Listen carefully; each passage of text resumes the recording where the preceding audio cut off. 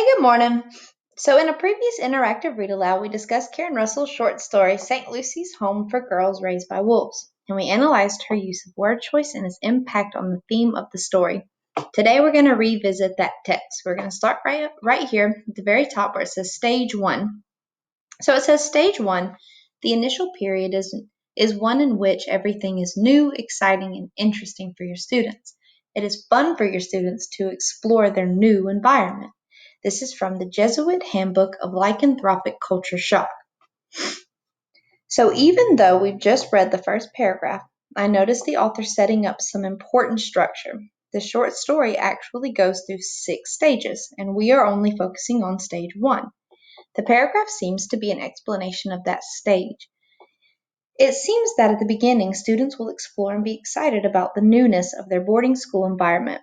The note at the end of this paragraph tells us that this is an excerpt from a made-up fake book called the Jesuit Handbook of Lycanthropic Culture Shock. You can see that right here.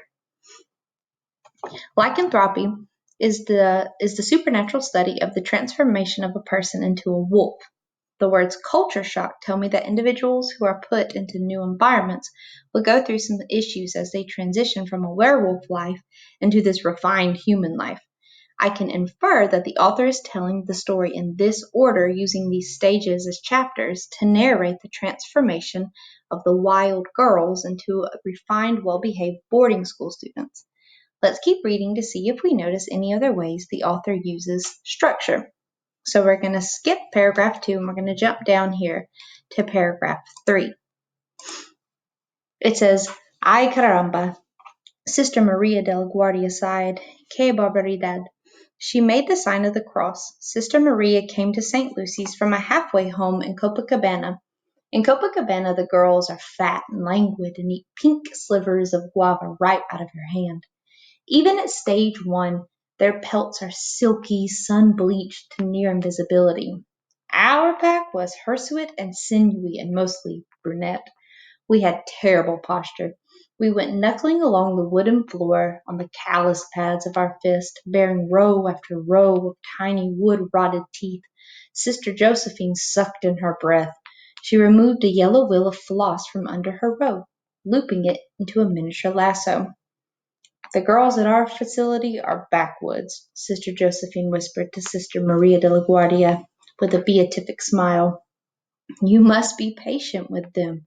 I clamped down on her ankle, straining to close my jaws around her woolly XXL sock. Sister Josephine tasted like sweat and freckles. She smelled easy to kill. Authors often will include dialogue as a structure to deliver ideas that come across as ironic, suspense-filled, or even humorous. In this section, there's evidence of that move. Think about how the conversation created by the author between Sister Josephine and Sister Maria de la Guardia added humor to the text. So now let's skip down a little bit further and let's start reading again at Our Mothers and Fathers, right here. Our mothers and fathers were werewolves. They lived an outsider's existence in caves at the edges of forests threatened by frost and pitchforks. They had been ostracized by the local farmers for eating their sealed fruit pies and terrorizing their heifers. They had ostracized the local wolves by having sometimes thumbs and regrets in human children. Their condition skips a generation. Our pack grew up in a green purgatory. We couldn't keep up with the purebred wolves, but we never stopped crawling. We spoke a slap-tongued pidgin in the cave, inflected with frequent howls. Our parents wanted something better for us. They wanted us to get braces, use towels, be fully bilingual. When the nuns showed up, our parents couldn't refuse their offer. The nuns, they said, would make us naturalized citizens of human society. We would go to St. Lucy's to study for a better culture. We didn't know at the time that our parents were sending us away for good. Neither did they. We are being given specific details in this paragraph where the author is starting to explain why the girls are at this school and what will happen to them while they are here. So I want you to think about how do these key details in this paragraph shape and refine the text.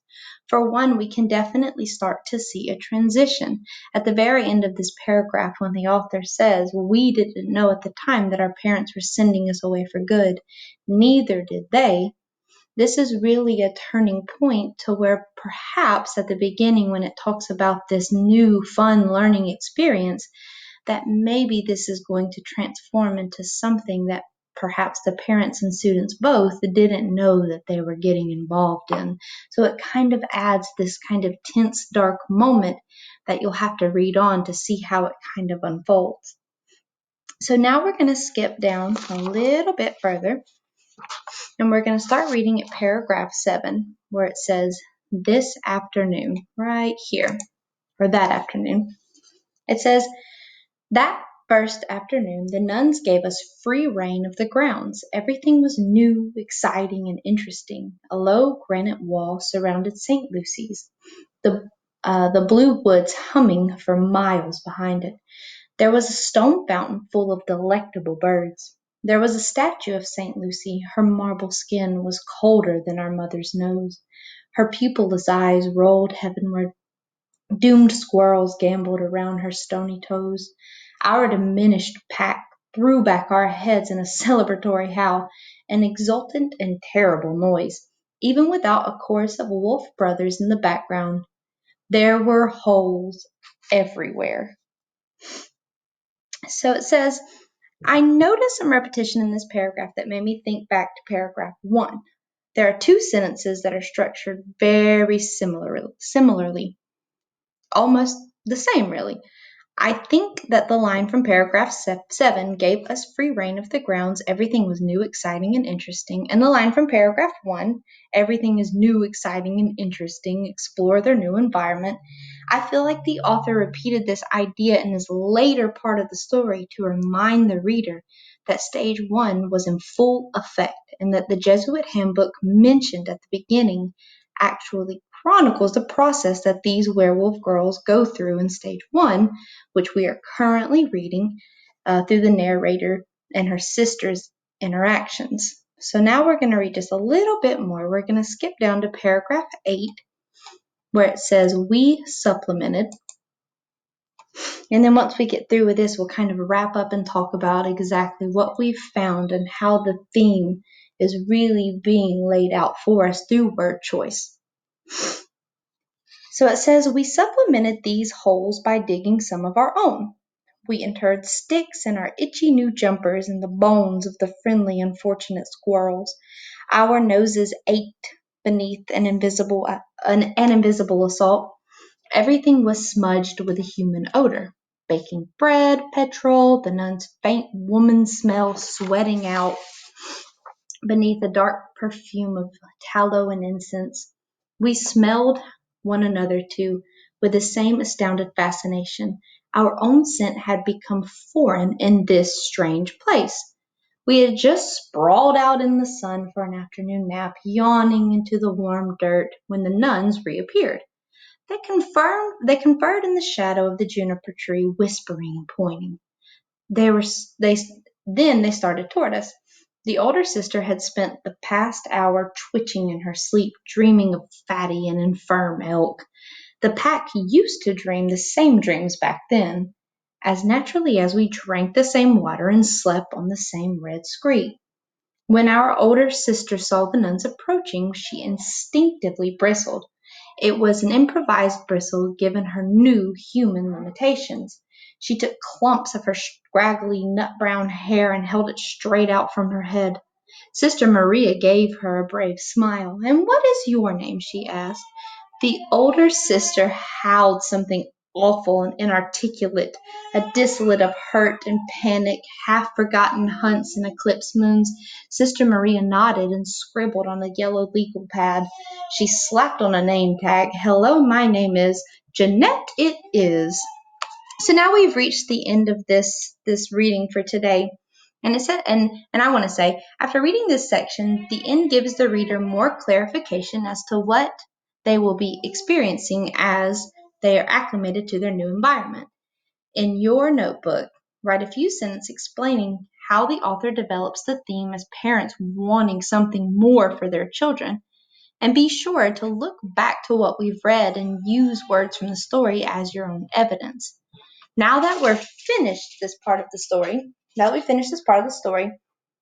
I want you to think and continue to think about how and what will unfold as we go further. How has the author used these words to shape the theme, to shape meaning, and really build upon the story in the future?